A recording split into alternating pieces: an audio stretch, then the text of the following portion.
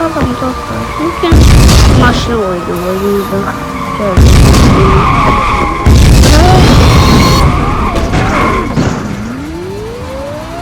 Kanala abone olmayı da unutmayın. Sizler dediğim şeyler.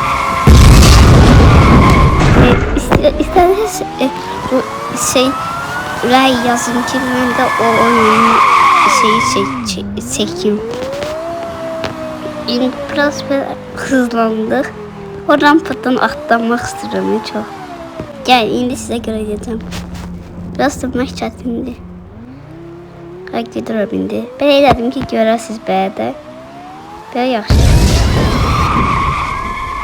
O maşın kırmızı seyitə maşını yok etməkdir. Vuu, çok rahat yapıyor kaka. O da 200. Şimdi böyle bakalım. O yüzden çok